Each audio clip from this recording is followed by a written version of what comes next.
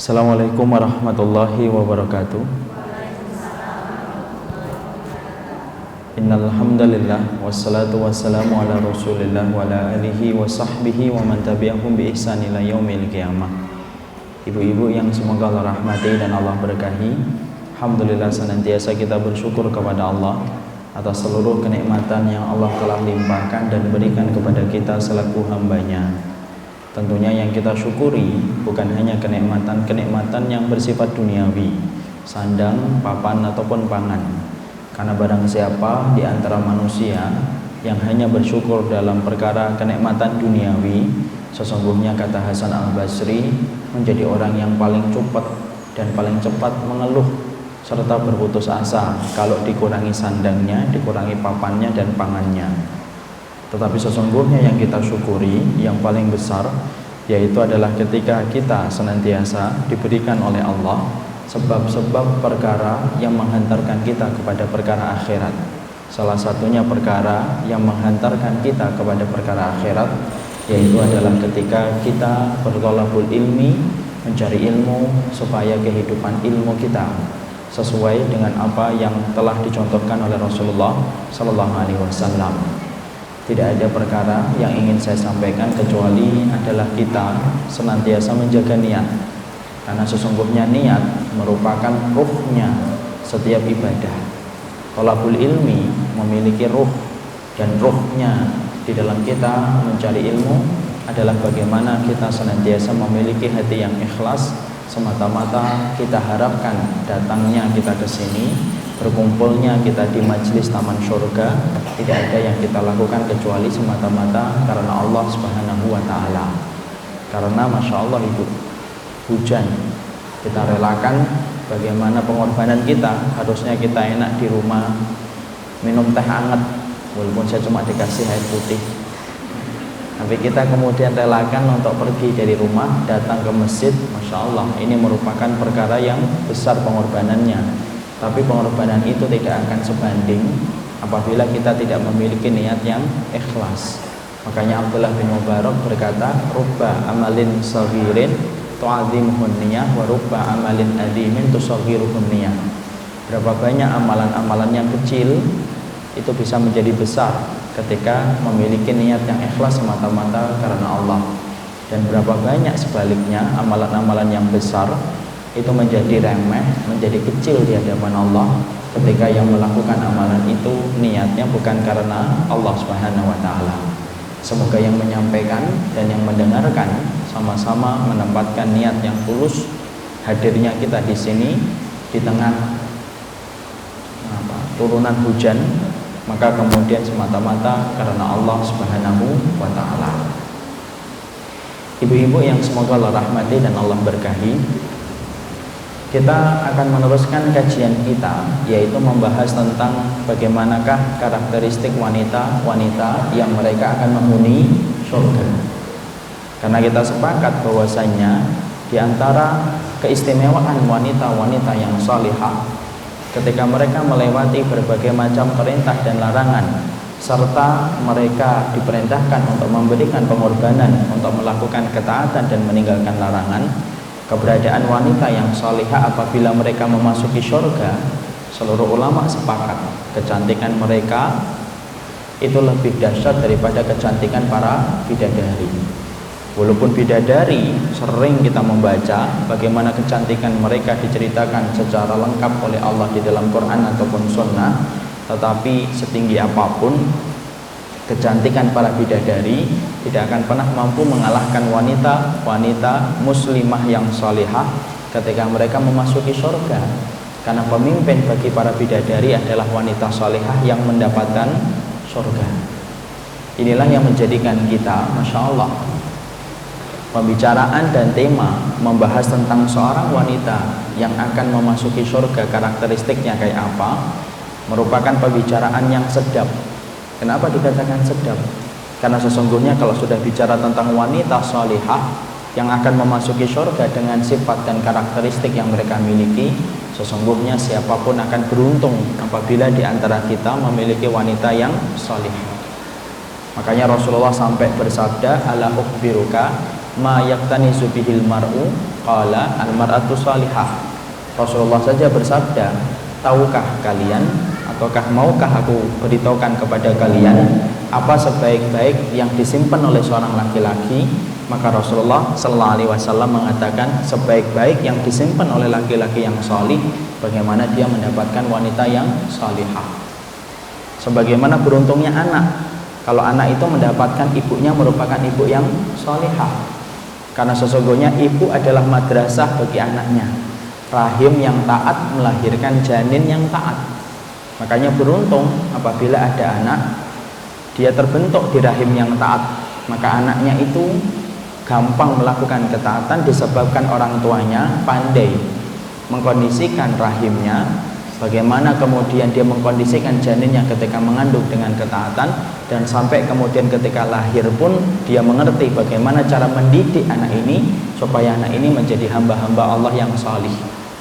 Makanya Masya Allah ibu, kalau ibu perhatikan Imam Syafi'i, Imam Malik, Imam Ahmad, Imam Abu Hanifah, tolong jangan hanya perhatikan mereka, tapi perhatikan siapa dibalik orang-orang hebat ini, yaitu adalah ibunya mereka yang telah mendidik mereka sehingga mereka menjadi anak-anak yang bernama Syafi'i, anak-anak yang akhirnya menjadi Imam Ahmad, anak-anak yang bernama Imam Abu Hanifah dan Imam Malik. Karena tidak akan pernah ngambil ilmu dari para ulama besar itu kecuali karena ibu-ibu mereka yang telah berhasil mendidik anak mereka menjadi anak-anak yang salih. Sebagaimana ketika kemudian ibu menjadi anak, itu pun yang beruntung orang tuanya kalau anaknya perempuan itu salihah. Bukankah kita mendapati Rasulullah mengatakan barang siapa yang memiliki 2 anak perempuan lalu dia berhasil menjadikan 2 anak perempuannya menjadi salihah, maka itu menjadi hijab, menjadi satar, menjadi penghalang antara dirinya dengan neraka karena Allah masukkan dia ke surga. Sudah, pokoknya kalau sudah membicarakan tentang wanita-wanita salihah, siapapun yang memiliki mereka menjadi orang yang paling beruntung. Kalau yang memiliki mereka adalah seorang suami, suaminya beruntung. Kalau yang memiliki mereka adalah orang tuanya, ibu ataupun bapaknya, ibu dan bapaknya beruntung. Kalau yang memiliki mereka itu adalah anak-anaknya, karena memiliki ibu-ibu yang salihah yang taat sama Allah, maka anak itu menjadi anak yang beruntung. Inilah yang menjadikan kita memahami betul sesungguhnya wanita-wanita yang salihah ketika mereka dirindu oleh surga, wanita yang dibutuhkan keadaan zaman hari ini. Kenapa? Karena tidak akan lahir para alim, tidak akan lahir para pejuang yang akan mengharumkan Islam dengan ilmu dan perjuangan kecuali itu dididik oleh seorang wanita yang salihah. Jadi Masya Allah, betapa pentingnya Islam meletakkan pendidikan secara istimewa kepada para wanita sampai diturunkan surat An-Nisa, sampai diberikan hukum-hukum secara khusus bagi kaum wanita, karena Islam mengerti tonggak kejayaan agama salah satunya melalui wanita. Makanya kemarin kan kita sudah membahas Islam itu berhutang besar kepada kaum wanita. Karena apa? Setidaknya di awal-awal Islam kita berhutang kepada 2 orang wanita. Satu, Khadijah, di mana Khadijah itu telah menanamkan hartanya di jalan Allah. Hari ini kita mampu mencium bau wanginya Islam disebabkan harta ibunda Khadijah yang ditanam untuk menguatkan dakwahnya Rasulullah sallallahu alaihi wasallam. Yang kedua, ibunda Aisyah yang menghafalkan hadis sampai kita mengerti bagaimana kehidupan Rasulullah detailnya di dalam rumah, ketika Rasulullah jahit, ketika Rasulullah mandi janabah, ketika Rasulullah pernah mandi bersama-sama dengan ibunda Aisyah. Akhirnya kita tahu disebabkan ibunda Aisyah meriwayatkan hadis dari Rasulullah di mana kehidupan di dalam rumah tidak ada yang tahu kecuali adalah para istrinya Rasulullah. Dan ibunda Aisyah mengambil peranan sampai kita mengetahui sunnah secara sempurna, salah satunya karena peranan ibunda Aisyah. Inilah hutang kaum muslimin kepada para wanita. Makanya Masya Allah, para wanita memiliki kedudukan yang luar biasa di dalam Islam, yaitu adalah ketika mereka menjadi wanita-wanita yang salihah yang taat kepada Allah. Makanya Masya Allah, Imam Malik punya putri. Imam Malik itu punya putri ibu, di mana putrinya Imam Malik adalah hafal hadis sebagaimana ayahnya Imam Malik. Bahkan Imam Malik kalau menerima setoran hafalan, maka Imam Malik duduk di belakangnya pintu. Tahukah kita siapa di belakangnya pintu itu? Putrinya Imam Malik, untuk membantu ayahnya yang sudah mulai tua menerima hafalan dari murid-muridnya Imam Malik. Maka kemudian Imam Malik mendengarkan, kalau tiba-tiba pintunya terketuk tok tok tok, berarti kemudian hafalan murid itu ada yang salah. Insya Allah. Kalau ada yang ngetok lagi tok tok tok, itu berarti ada yang salah. Insya Allah ya. Kalau ibu yang menghafalkan itu pasti diketok terus itu, karena banyak salahnya. Maka kemudian putrinya Imam Malik ngetok ini untuk kemudian menyampaikan bahwasanya hafalan muridnya Imam Malik ada yang salah. Masya Allah. Itulah luar biasanya Islam. Bahkan kalau kita perhatikan sirahnya Salahuddin Al-Ayyubi, ibu, jangan lihat Salahuddin Al-Ayyubi, lihatlah Salahuddin Al-Ayyubi ketika ibu melihatnya kepada ibunya. Ibunya adalah seorang wanita yang menjadi idaman bagi para pangeran. Kemudian dia banyak dilamar, tetapi selalu ditolak. Kenapa? Karena setiap laki-laki yang melamar ibunya Salahuddin Al-Ayyubi itu tidak mau dan tidak bisa memenuhi keinginan ibunya Salahuddin Al-Ayyubi sebelum menikah. Apa keinginannya? Siapapun yang nikahin saya harus punya janji bagaimana menjadikan anak kita akan membebaskan Baitul Maqdis dari cengkraman salibis. Masya Allah. Salibis, satu persatu orang laki-laki itu mundur satu persatu karena itu berat. Karena saat itu Baitul Maqdis betul-betul dicengkram oleh salibis, dikuasai oleh perang, dikuasai oleh pasukan salib. Sampai ada laki-laki yang memenuhi keinginan istri atau wanita tersebut, menikahlah mereka, lahirlah seorang anak yang bernama Salahuddin, dan itulah yang menjadi laki-laki pemberani yang membebaskan Baitul Maqdis. Lihat, karena visinya seorang wanita yang solihah. Masya Allah.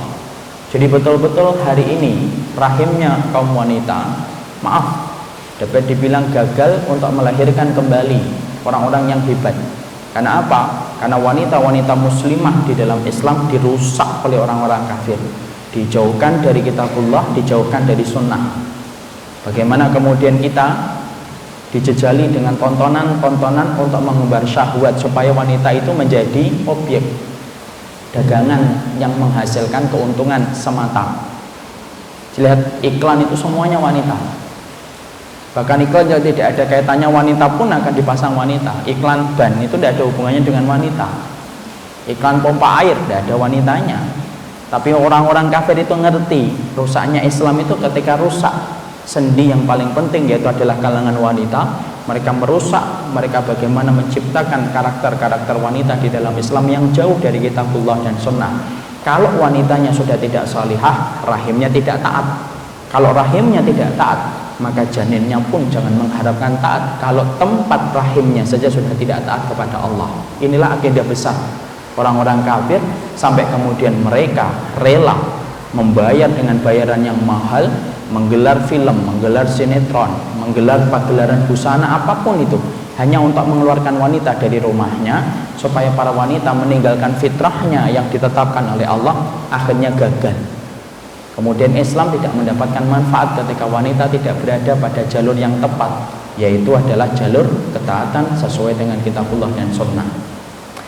Jadi inilah yang menjadikan kita harus paham, sesungguhnya wanita yang salihah dimuliakan betul oleh Allah, sampai mereka ketika memasuki surga, kecantikan mereka, kemulusan fisik mereka itu lebih indah dan lebih cantik daripada para bidadari. Karena para bidadari hanya diciptakan untuk bersenang-senang dan untuk dinikmati semata. Tetapi wanita salihah, mereka hidup dengan membawa pengorbanan yang besar, usaha yang keras. Ketika mereka mendapatkan perintah dan mendapatkan larangan, itulah yang menjadikan kaum wanita, Masya Allah, salihah di dunia, harum menjadi pemimpin para wanita bidadari di surga. Karena memang Allah mencintai wanita yang taat kepadanya dan taat kepada Rasulnya. Kemarin kita telah membahas pula, sesungguhnya wanita itu tidak ada yang sendirian ketika di surga. Kalau ada wanita yang salihah, dia meninggal sebelum menikah, kata Syekh Utsaimin rahimahullahu taala, dia akan dinikahkan dengan laki-laki penduduk surga. Kalau kemudian ternyata suaminya itu adalah penduduk neraka, padahal wanitanya adalah penduduk surga, maka sesungguhnya wanita itu akan dinikahkan dengan orang yang sepadan dengan imannya. Ibunda Maryam dinikahkan dengan Rasul. Ibunda Asiyah binti Muzahim, maka dinikahkan dengan Rasulullah yang sepadan dengan iman mereka berdua. Kalau ada seorang wanita, dia menikah tiga-tiga, misalkan nikah 3 kali, tiga-tiganya masuk surga suaminya, maka dia akan bersama dengan suami yang terakhir dalam satu riwayat. Dalam riwayat yang lainnya Allah memilihkan yang paling baik akhlaknya.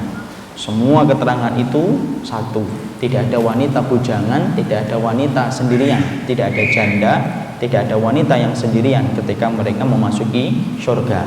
Walahum fiha azwajum mutahharah wa hum fiha khalidun. Sesungguhnya bagi mereka pasangan-pasangan yang disucikan dan mereka itu kekal di dalam surga. Kemarin kita telah membahas sifat yang pertama, wanita yang mereka dirindu oleh surga, yaitu adalah wanita yang senantiasa mampu menundukkan nafsunya, mendidik jiwanya untuk senantiasa taat kepada suaminya. Rasulullah SAW menyampaikan dengan lisannya yang mulia ketika Rasulullah SAW bersabda.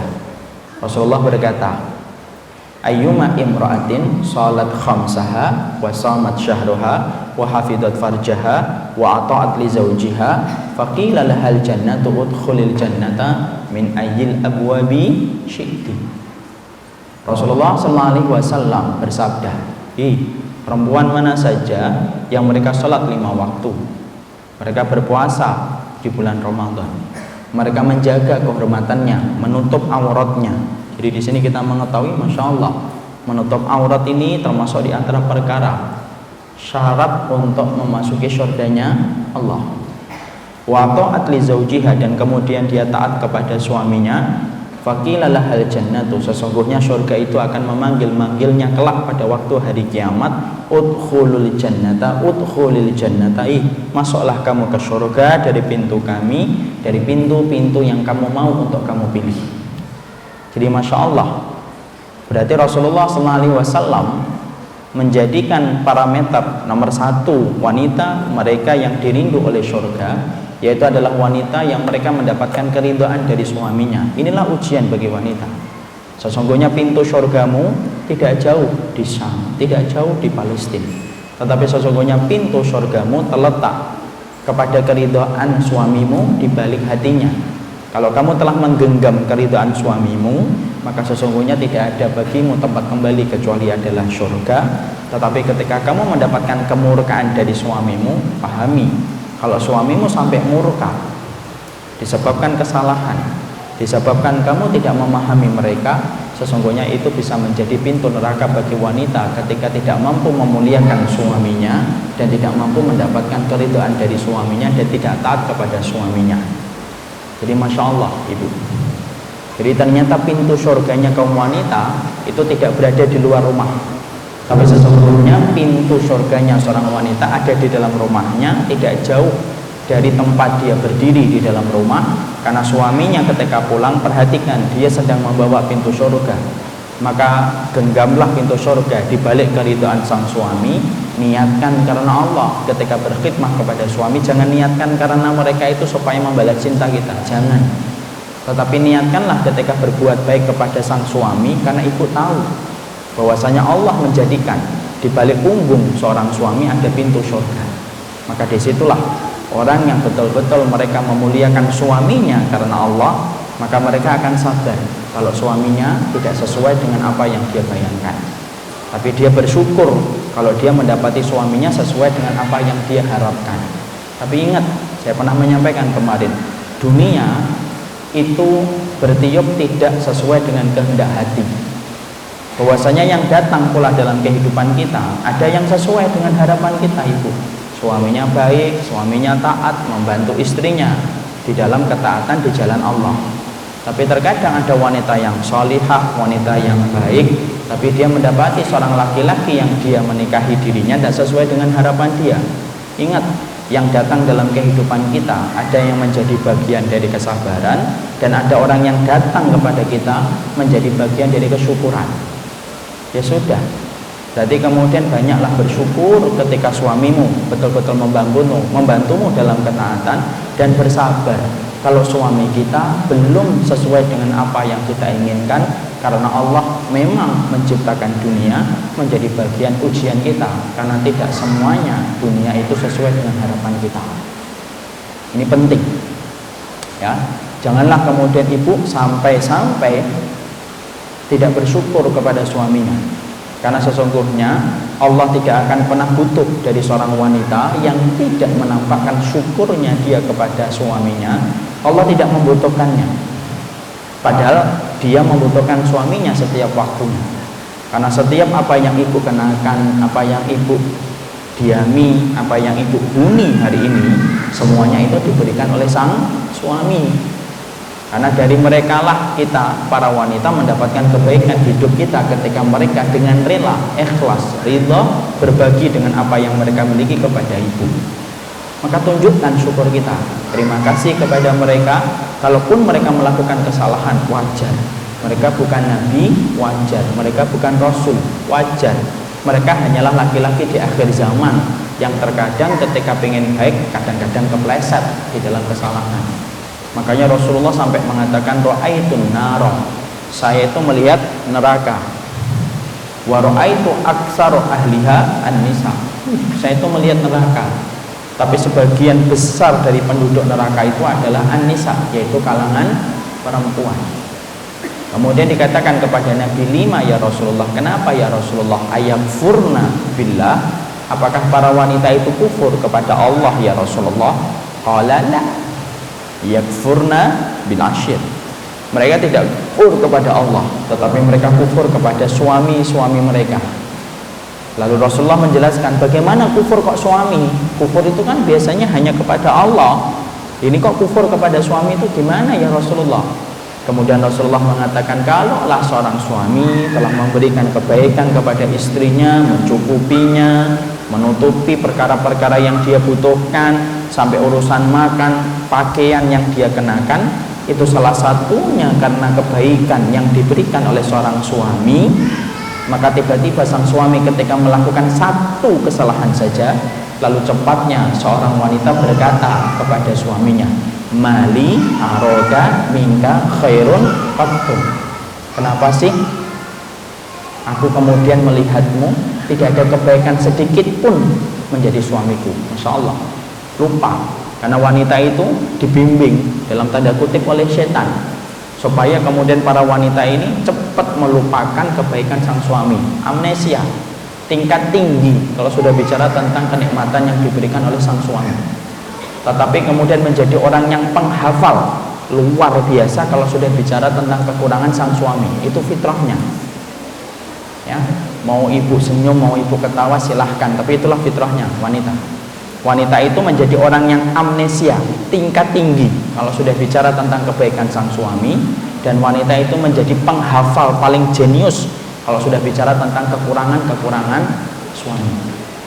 Jadi tolong jangan menjadi orang yang jenius kepada suamimu kalau sudah bicara tentang kekurangannya. Masya Allah, kekurangannya sudah 15 tahun yang lalu masih diingat-ingat banget. Dulu kamu ingat gak mas, 15 tahun yang lalu kamu telat jemput saya sampai 40 menit saya nungguin, masih ingat banget. Tapi menjadi orang yang amnesia tingkat tinggi ketika sudah dicukupi oleh suaminya, lupa. Hanya gara-gara kemudian dia mengatakan, boleh nggak saya tambah beli baju lagi? Tidak boleh. Cepatnya seorang wanita mengatakan, aku ini wanita yang tidak pernah dibelikan baju, padahal baru sekali ditolak permintaannya untuk membeli baju. Moga-moga di sini bukan wanita yang amnesia tingkat tinggi terhadap kebaikan sang suami. Ini yang pertama, sudah kita bahas panjang lebar, tadi cuma menambahi. Sekarang mari kita bahas yang kedua. Wanita-wanita yang mereka senantiasa akan dirindu oleh surga, apa sifat yang dimiliki oleh mereka ketika wanita itu menjadi wanita yang kelak dirindu oleh surganya? Yang kedua, para ulama lalu menjelaskan wanita-wanita yang dirindu oleh surga yaitu adalah wanita-wanita yang senantiasa mampu bersabar ketika mereka mendapatkan ujian dan mendapatkan musibah yang Allah berikan dalam kehidupan mereka ya. Mana dalilnya? Mari kita ambilkan dalilnya, yaitu adalah ketika Allah berfirman di salah satu ayatnya, ketika Rasulullah Sallallahu Alaihi Wasallam bersabda di dalam salah satu hadisnya, Rasulullah Sallallahu Alaihi Wasallam mengatakan, datang seorang wanita yang terkena penyakit ayan. Ketika sebelum beliau datang, Rasulullah berkata, ala ukhbirukum binisa'i ahlil jannati. Kalian mau tahu nggak siapa itu kemudian laki-laki yang siapa itu perempuan yang kelak akan menghuni surga? Lalu kemudian para sahabat mengatakan, ya Rasulullah, kami ingin tahu siapa itu perempuan yang kelak akan menghuni surga. Mereka membayangkan wanita itu adalah wanita yang sudah terkenal di antara mereka. Ibu tahu siapa yang muncul? Yang muncul adalah seorang wanita, mantan budak beli, yang hitam lega, sudah begitu terkenal dengan penyakit ayan yang pernah dia derita.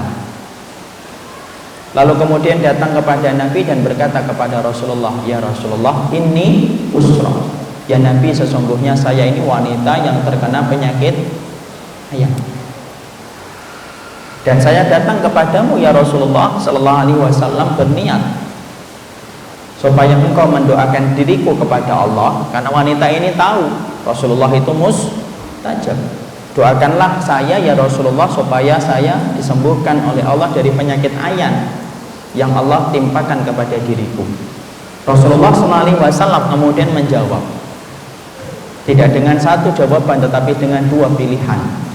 Pilihan yang disampaikan oleh Rasulullah, saya bisa mendoakan supaya kamu disembuhkan dan dengan izin Allah kamu akan sembuh. In syi'ti Allah, kalau kamu mau aku doakan kepada Allah dan kamu akan disembuhkan oleh Allah dari penyakit ayan. Wa in syi'ti, tapi kalau kamu mau bersabarlah, falakil jannah, maka sesungguhnya kamu akan mendapatkan surga.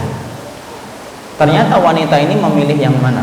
Bukan memilih yang pertama, tetapi dia mengatakan, saya memilih supaya saya bersabar ya Rasulullah atas penyakit ayan yang Allah telah berikan kepadaku, dan supaya saya mendapatkan tiket surga dengan penyakit ayan ketika aku lapisi penyakit itu dengan kesabaran. Insya Allah.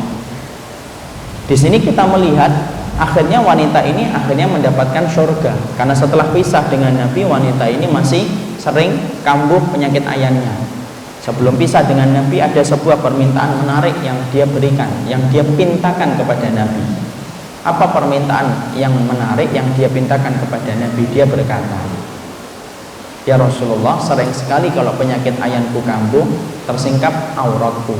Minta doa kepada Allah ya Rasulullah, aku sabar atas penyakit ayanku, tapi aku meminta pertolongan kepada Allah supaya Allah nutup auratku ketika penyakit ayanku kambuh.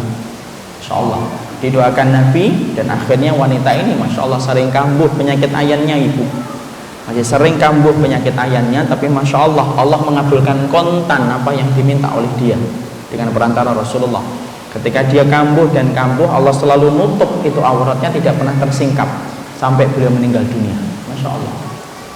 Para ulama lalu menjelaskan di dalam faedah hadis ini bahwasanya di antara wanita yang mereka kelak dirindu oleh surga, yaitu adalah wanita-wanita yang mana dalam kehidupan mereka diberikan oleh Allah ujian dan musibah apapun bentuknya, entah sakit ataupun ujian yang datang dari anak-anak yang dia miliki, keluarga-keluarga yang dia miliki, tetapi dia mampu bersabar atas ujian dan musibah yang Allah berikan kepadanya, maka sesungguhnya wanita ini tidak ada tempat untuknya kecuali adalah surga. Ibu, dunia ini tidak diciptakan bagi orang yang beriman untuk menjadi tempat kesenangan dan tempat kenikmatan hidup. Tetapi sesungguhnya dunia ini diciptakan oleh Allah, di dalamnya itu banyak ujian yang akan menguras tenaga kita, akan menguras air mata kita, di mana Allah memberikan dunia yang begitu berat dengan ujian semata-mata karena Allah itu ingin melihat siapa hambanya yang bersabar ketika mereka diuji dan siapa hambanya yang tidak sabar ketika diuji. Ibu perhatikan antara kuningan dengan emas. Kenapa kuningan itu kok harganya murah? Kenapa emas itu kok harganya mahal? Padahal secara sepintas sama. Kalau kemudian kita membeli barang di pasar, kemudian ini kuningan, ini emas, secara selintas kita tidak akan pernah tahu mana yang asli dan mana yang tidak asli. Tapi Masya Allah, Yang emas harganya mahal betul, tetapi yang kuningan harganya murah betul. Kenapa? Karena kuningan itu tidak melewati proses yang panjang sampai barang itu terjual. Emas itu cuma kemudian, kuningan itu cuma disepuh, kemudian dikasih cat yang warnanya kuning, dijual kuning.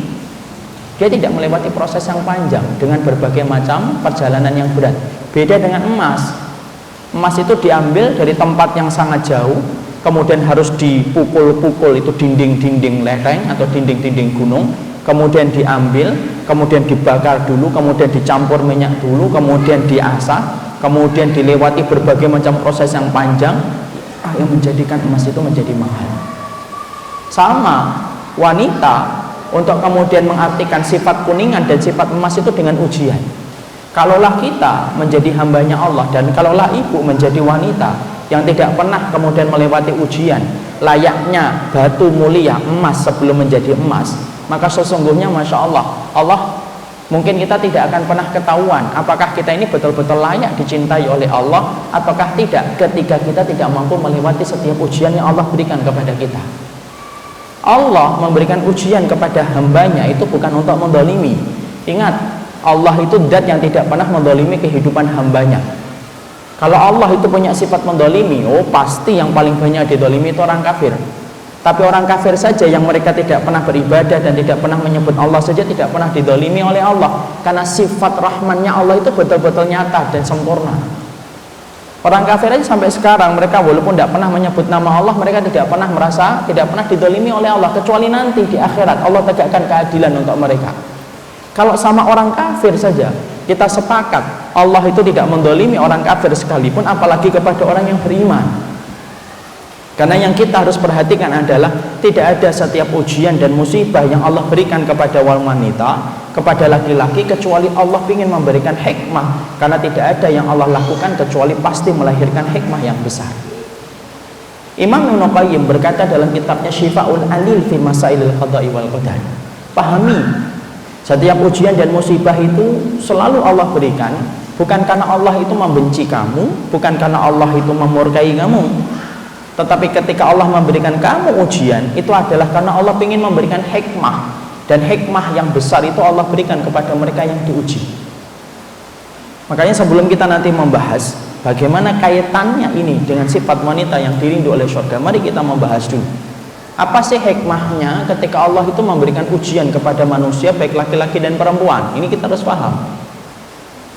Kalau kita tidak mampu mengerti hikmahnya, apa yang terjadi? Kalau ibu nggak mampu mengerti hikmah dalam setiap ujian, maka kita menjadi orang yang bisa jadi menjadi orang yang putus asa, suudzon kepada Allah, bahkan paling fatal bisa menjadi murtad sekalipun. Kenapa? Karena tidak paham apa dibalik setiap ujian dan apa dibalik hikmah dalam setiap ujian dan musibah. Saya pernah ceritakan bukan kisah nyata yang disampaikan oleh bapak.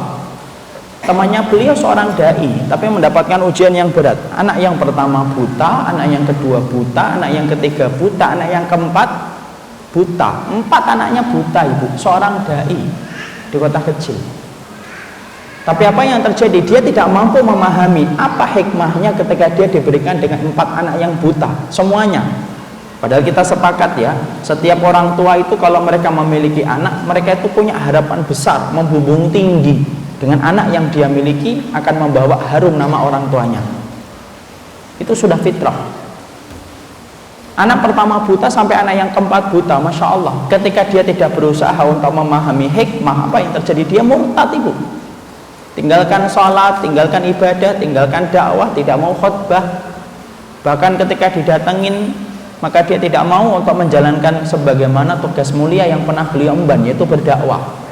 Bahkan dia sempat ngomong kepada para murid-murid yang pernah dia ajar, ngapain kalian itu berdoa? Kepada siapa? Kepada Allah Pak ya? Allah itu tidak ada. Lah wong saya meminta anak satu yang normal aja tidak dikasih. Kisah nyata saya jumput menjadi faedah buat kita. Untuk apa ibu? Masya Allah, kalau ibu dan saya tidak paham apa itu hikmah di balik setiap ujian, sebagaimana Allah memberikan ujian kepada wanita yang tadi loh, yang penyakit ayan. Penyakit ayan itu aib loh ibu, memalukan.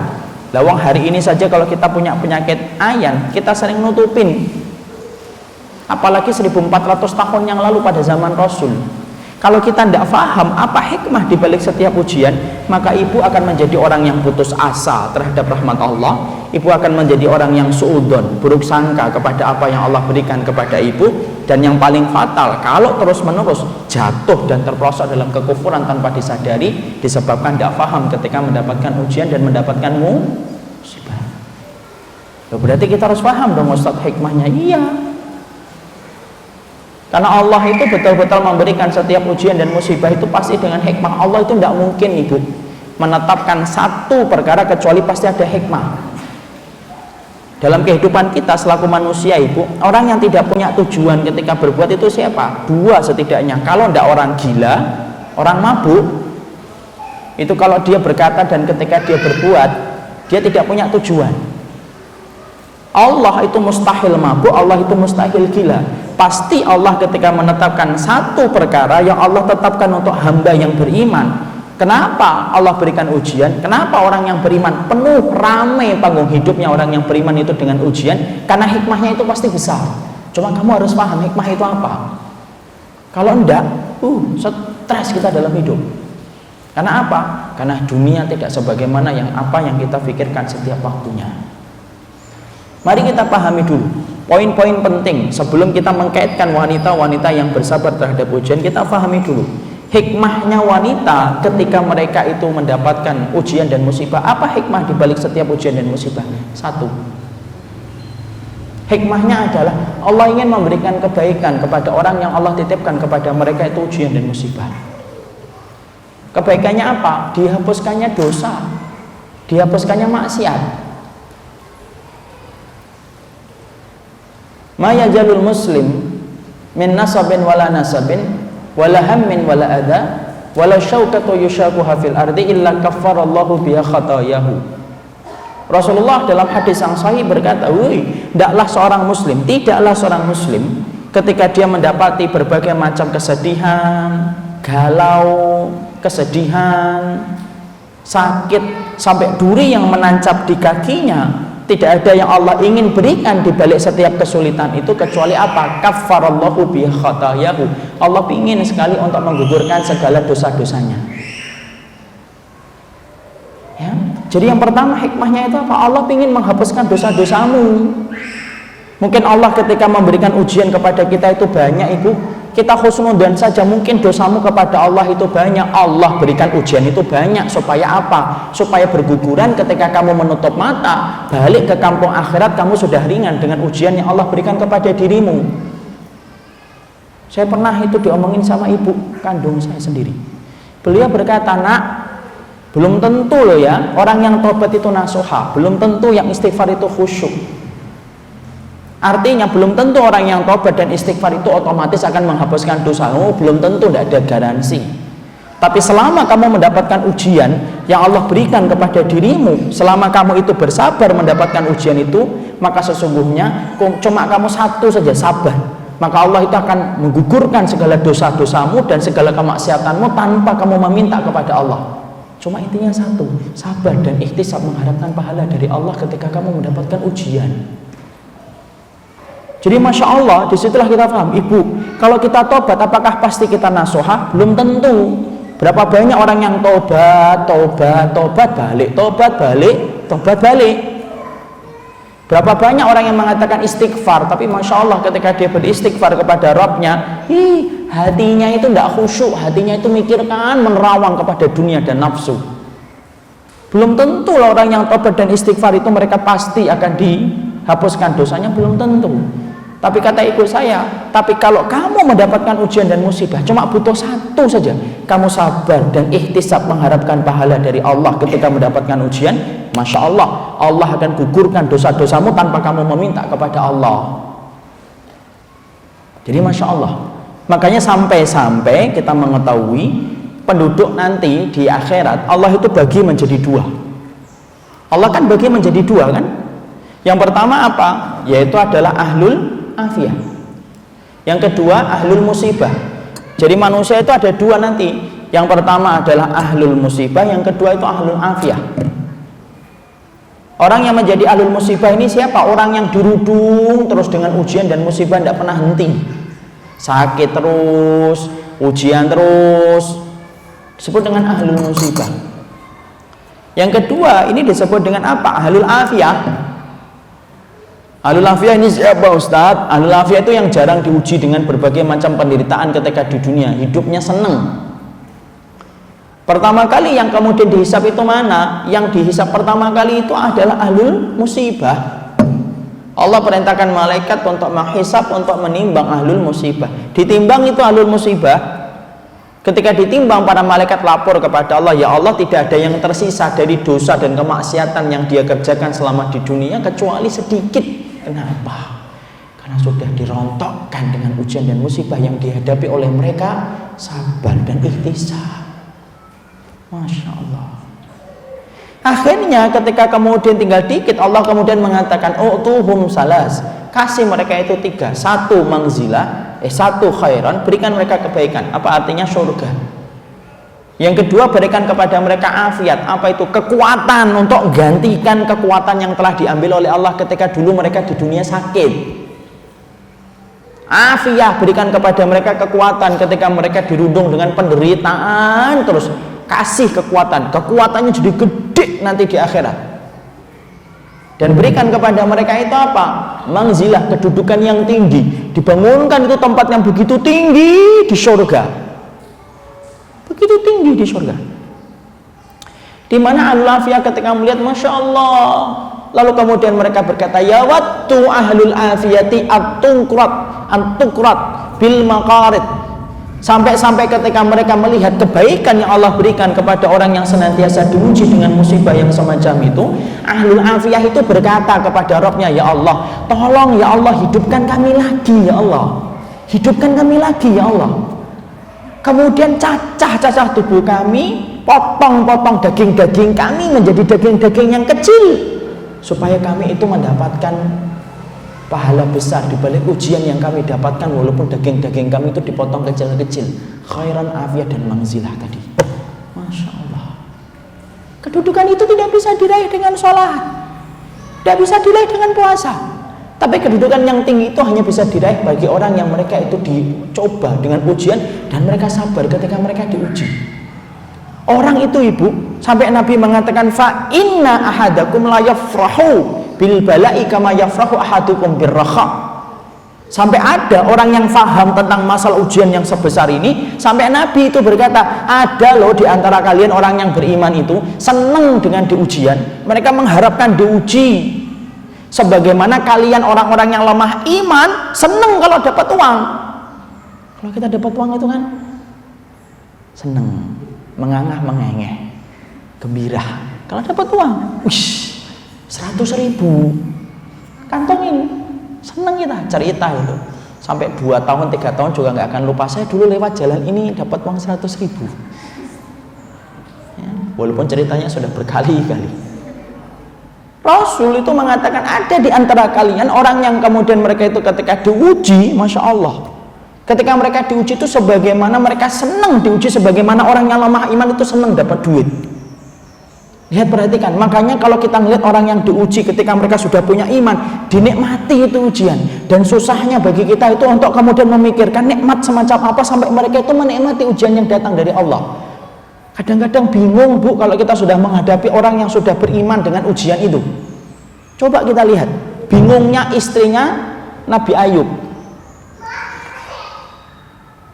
Nabi Ayub itu kemudian bingung, istrinya, kok bingung? Iya, sakitnya Nabi Ayub itu menyebabkan tata sakat. Lohomu Ayub, sakitnya Nabi Ayub itu puncak-puncak itu sampai daging-dagingnya Nabi Ayub itu pada berjatuhan, protol. Tahu protol ya? Satu-satu jatuh. Illal idham, kecuali tulangnya. Loh, coba. Kemudian istrinya Nabi Ayub tuh melihat kayak gitu, Masya Allah. Bingung itu istri Nabi Ayub, kemudian berkata kepada Nabi Ayub, hei Ayub, Bu, kamu itu minta sama Allah, kamu itu Nabi, kamu mintalah sama Allah, wahai Nabi Ayub, supaya disembuhkan oleh Allah. Lihat jawaban orang yang menikmati ujian soalnya namanya Nabi Ayub. Allah memberikan saya sakit, Allah memberikan saya sehat 70 tahun. Karena Nabi Ayub mendapatkan sakitnya itu pada umur 70 tahun. Apakah berat untukku untuk mensyukuri atas ujian yang Allah berikan 70 tahun sisanya setelah 70 tahun aku diberikan sehat oleh Allah? Coba. Sampai istrinya itu bingung. Kenapa sih nggak berdoa? Coba. Kenapa? Karena Nabi Ayub mengerti. Di balik setiap ujian yang Allah berikan kepadanya itu apa? Mendatangkan kebaikan akhirat. Makanya rata-rata para nabi diberikan oleh Allah itu ujiannya berat. Siapapun ibu, orang yang hari ini beriman dan membayangkan pintu surga itu dilewati tanpa ujian. Berarti kamu ketika membaca surat Al-Baqarah, kamu ngelompatin ayat 214. Am hasibatum an tadkhulul jannata. Kenapa? Karena di ayat itu Allah menceritakan kepada kita tidak akan pernah seseorang itu masuk surga sampai mereka diuji dengan berbagai macam ujian sebagaimana umat sebelum kita. Al-Baqarah 214. Ya. Nabi Ayub istrinya sampai bingung. Perhatikan lagi kemudian Sa'ad bin Abi Waqqas. Sa'ad bin Abi Waqqas itu buta, ibu. Ibu tahu Sa'ad bin Abi Waqqas itu buta, doanya mustajab. Coba. Doanya mustajab, kalau sudah mengangkat tangan, dikabulkan itu setiap doanya. Tidak pernah ditolak oleh Allah. Kenapa? Kebersihan Sa'ad bin Abi Waqqas untuk makan. Tapi perhatikan, Sa'ad bin Abi Waqqas itu buta, sampai kemudian saudaranya dan kerabatnya itu ada yang berani ngomong, doamu mustajab wahai Sa'ad. Buat kamu minta sama Allah supaya kemudian Allah itu menyembuhkan penyakit butamu. Kenapa kerabatnya sampai ngomong semacam itu? Karena tahu doanya Sa'ad bin Abi Waqqas itu pasti dikabulkan oleh Allah. Tapi apakah kemudian Sa'ad bin Abi Waqqas berdoa dan meminta kesembuhan? Enggak. Dia berkata, aku lebih ridho dengan takdir buta yang Allah berikan kepada aku, lebih aku ridhoi daripada aku mengangkat tangan untuk merubah takdir yang Allah telah berikan kepada diriku. Masya Allah. Susah Ustaz. Iya memang susah. Tapi coba perhatikan ibu, kalau semuanya dimudahkan untuk kita, kalau semuanya ibu dimudahkan untuk ibu, tidak ada ujian, lalu dari pintu mana kita akan mendapatkan pahala kesabaran? Kalau semuanya gampang, sehat terus, anaknya betul-betul sholih, anaknya sholihah, lalu dari mana kita akan mendapati pahala kesabaran itu? Dari pintu yang mana? Disinilah kita paham kenapa Nabi itu sampai bukan hanya dijadikan berat dakwahnya, tapi sampai Nabi itu sakitnya aja 2 kali sakitnya kita. Sampai Nabi, Masya Allah, bukan hanya sakitnya 2 kali sakit kita, ketika sakaratul mautnya itu 2 kali sakaratul mautnya kita. Makanya sampai berkeringat itu kemudian keningnya. Kenapa? Imam Qurtubi mengatakan Allah memberikan puncak kesabaran bagi Nabi di dunia supaya mendapatkan puncak kenikmatan di akhirat. Jadi hikmahnya kayak gitu. Jadi kalau tiba-tiba kemudian ibu sudah ngaji, sudah menjalankan puasa sunnah, sholat malam, kok tiba-tiba didiagnosa, Bu, ibu sakit begini. Tidak usah suudzon sama Allah. Ya Allah, kurang baiknya apa saya ya Allah? Ngaji tiap hari Jumat, saya jabanin, hujan-hujan, ustadznya telat saya tunggu, misalnya. Allah itu menentukan, Allah yang ngerti, Allah itu alim kapan meletakkan satu penyakit kepada hambanya. Tidak ada yang Allah kemudian inginkan, tidak ada yang Allah tetapkan kecuali satu. Allah itu melihat batas kesabaranmu sampai di mana, itu saja. Dan ternyata Allah menggugurkan dosa ibu. Tadi ingatlah, mendiang ibu saya berkata itu yang saya sampai sekarang ingat betul. Kalau belum tentu tobatmu nasuha, belum tentu istighfarmu itu khusyuk. Kalau kamu ngerti tobatmu belum tentu nasuha, istighfarmu belum tentu khusyuk hatimu, maka belum tentu dosamu itu berguguran.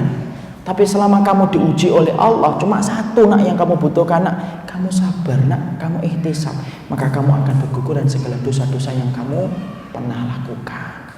Masya Allah.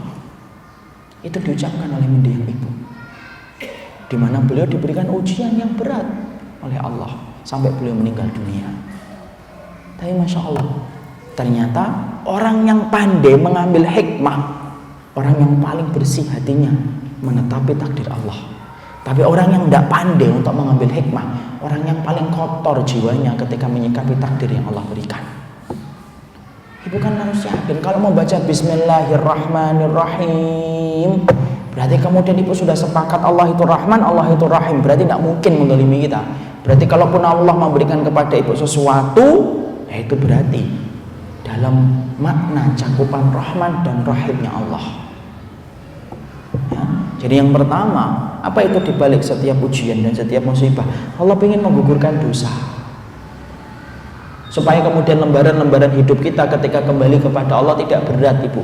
Coba kalau dosa ini tidak kemudian kita tidak digugurkan oleh Allah dengan segala ujian kita, Masya Allah, kita ini menjadi orang yang mungkin paling menyesal. Kenapa? Hidup singkat tapi malah tidak pernah diuji. Akhirnya apa? Dosa-dosa kita tidak pernah berkurang sampai kita bawa ke dampung akhirat. Ini yang pertama. Yang kedua, ya, Allah itu memberikan ujian kepada kita itu untuk apa sih? Yang kedua, Allah itu memberikan kepada kita ujian, Allah memberikan kepada kita musibah, yaitu adalah ketika Allah itu pingin supaya kita menjadi orang yang kembali ingat kepadanya. La'allahum yatadharra'un. Allah pingin supaya ketika kita diberikan ujian oleh Allah itu apa? Supaya kamu kembali ingat sama Allah. Karena manusia itu terkadang lupa ketika sedang diberikan nikmat. Ibu kalau sedang dikasih nikmat itu kan biasanya lupa, kan begitu. Dan Allah itu memberikan kepada kita ujian itu apa sih? Supaya kembali ingat bahwasanya kamu itu harus merintih kepada Rabb yang menguasai dirimu secara sempurna.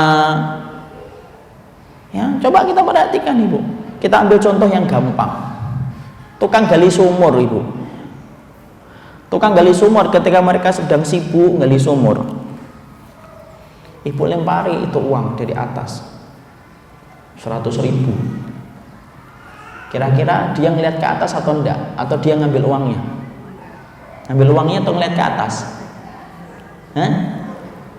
Enggak, kita lempari uang dari atas, jatuh ke tempat dasar sumur. Dia akan lakukan itu apa? Ngambil uang atau ngeliat ke atas? Ngambil uang. Lemparin lagi, 100.000 lagi, masukkan lagi. Coba sekali-kali ibu jangan lempari dia uang, lemparin kerikil, pasin ke batok kepalanya, plok. Kira-kira dia akan ngeliat kerikilnya atau ngeliat ke atas?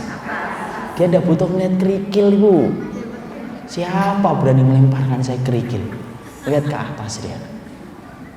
Itu perumpamaan apa sih? Ibu kadang-kadang dikasih oleh Allah uang, nikmatnya itu lupa. Kenapa? Kan tadi yang kita ingatkan, sifat dasar manusia itu apa? Wayan sanik marobi. Sifat dasar manusia itu lupa kenikmatan Allah.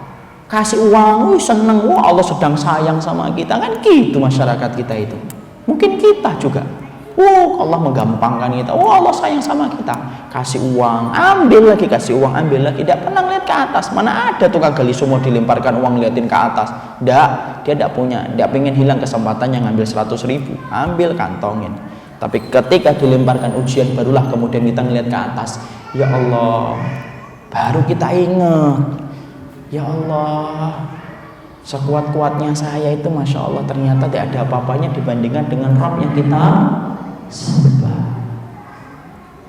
Makanya banyak kan orang-orang yang mereka ketika tertimpa dengan ujian merupakan momentum mereka kembali kepada Allah dan akhirnya bertaubat. Saya sering mendengar kisah orang yang sakit, ketika sakit momentum dia untuk kemudian bertaubat.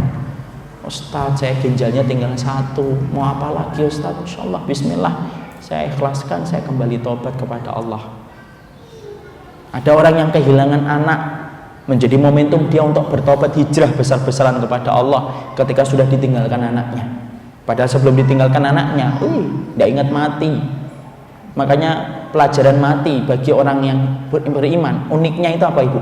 Kadang-kadang Allah memberikan pelajaran kematian bagi orang yang beriman untuk menghidupkan hati. Masya Allah ya, itu iman. Allah itu menghidupkan iman dengan pelajaran kematian.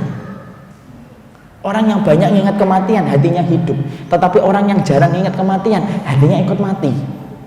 Masya Allah ya. Makanya kemudian sampai dikatakan tadi kan, ada orang yang dikasih mati anaknya, dikasih meninggal ibunya, dikasih meninggal bapaknya, baru kemudian hatinya hidup. Saya dapetin itu juga seorang anak, ingat bapaknya gitu, atas kebaikan bapaknya ketika mendidik dirinya, Masya Allah, hatinya menjadi hidup, tobat. Allah berikan semuanya itu untuk memberikan pelajaran kepada kita, Ibu, bahwasanya apa sih dibalik setiap ujian dan hikmah itu? Allah, hikmahnya itu dibalik setiap ujian itu apa? Supaya kita ini menjadi orang yang kembali kepada Allah ketika Allah itu memberikan ujian kepadamu. Jangan kemudian malah menjadikan kita semakin jauh dari Allah. Kenapa? Allah tidak menginginkan ketika Allah memberikan ujian dan musibah, ujian kepada dirimu, kecuali Allah itu ingin supaya kamu kembali ingat, la'allahum yatadarraun, sesungguhnya supaya mereka itu kembali kepada Allah. Jadi kalau kemudian kita tidak bisa tidur, akhirnya apa kita? Mata ketika tidak bisa dibawa untuk kemudian tidur, menutup mata, kita akhirnya ingat, Masya Allah ya, baru dikasih batu aja, diginjel aja rasanya kayak gini. Sudah adzan ya? Insya Allah sudah adzan. Disinilah kita paham hikmahnya apa. Baru hikmah yang kedua belum habis, Insya Allah, tapi tidak apa-apa. Berarti sifat yang kedua, wanita yang mereka itu dijanjikan oleh surga adalah yang kedua, yaitu adalah wanita yang senantiasa mereka sabar dan ihtisab ketika menghadapi ujian. Kita baru membahas 1,5 karena ini belum selesai. Tidak apa-apa, Insya Allah kita cukupkan kajian kita dalam kesempatan kali ini. Semoga Allah memberkahi. Tidak ada pertanyaan, tidak ada pertanyaan, Insya Allah, karena sudah adzan asar. Semoga Allah memberkahi atas apa yang kita pelajari. Kalau bisa nanti Ibu Ahad, karena kemarin saya datang 1:30 sepi, tolonglah datang 1:30 tet, supaya saya juga tidak menganggap 1:30 sepi. Jadi kemudian waktunya lebih longgar dan lebih lapang, Insya Allah. Barakallahu fikum, ini yang dapat saya sampaikan. Subhanakallahumma wa bihamdika, asyhadu an la ilaha illa anta, astaghfiruka wa atubu ilaik. Assalamualaikum warahmatullahi wabarakatuh.